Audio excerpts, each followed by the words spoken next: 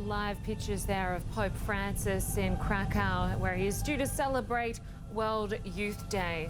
Pope Francis recently spoke about the ISIS-inspired murder of an elderly French priest. He said it shows that the world is at war. He made those remarks shortly before arriving in Poland.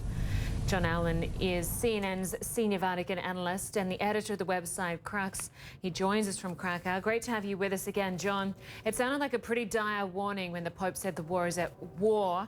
The world is at war. What exactly did he mean by that comment? Well, Lynda, Pope Francis has made this comment many times before. It is his belief that the world is engaged in what he has often called a piecemeal world war, meaning not one huge conflict that we would be familiar with from, say, World War I or World War II, but rather a variety of different conflicts, each with their own local roots in various parts of the world. But when you add up the totality of the violence and the loss of life that it's going on, he believes that there is actually a world war unfolding. And he also believes that this 85-year-old Catholic priest, Father Jacques Hamel, who was killed just yesterday by two ISIS-inspired assassins in Normandy, is the latest casualty of that war. And so he began on the papal plane en route from Rome to Krakow, where, as you say, he is due to preside over the world's largest gathering of Catholic youth, what we are expecting to be some 1 million to 2 million young people by the end of it this week.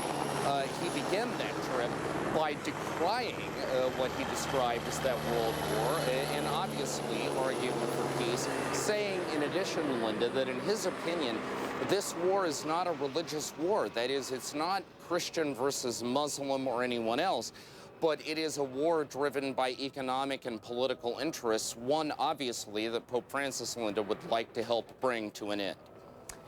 And John, Poland, of course, is the homeland of former Pope John Paul II, one of the most charismatic leaders of the Catholic Church.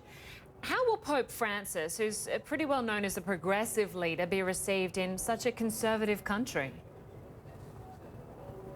Well, listen, Lynda, that's a great question. I mean, there is no doubt that some elements of Pope Francis's agenda do skew a little bit more to what we might think of as the progressive or more liberal end of the Catholic spectrum, whereas Catholic opinion here in Poland tends to be more traditionalist, more conservative. But on the other hand, let us not forget that perhaps uniquely in the world, loyalty to the Pope would be perceived as a kind of defining national virtue here in Poland. And so I think the expectation here is there may be some flashpoints, particularly when later tonight Pope Francis meets with the bishops of Poland. He may want to push them a little bit in terms of their attitudes on issues such as migrants and refugees, also on the very contested Catholic issue of reception of communion by divorced and civilly remarried believers. But on the whole, I think the expectation here is that Poles are going to welcome Pope Francis with the kind of red carpet treatment. Because in this country, welcoming popes and celebrating popes is a national tradition, Lynda.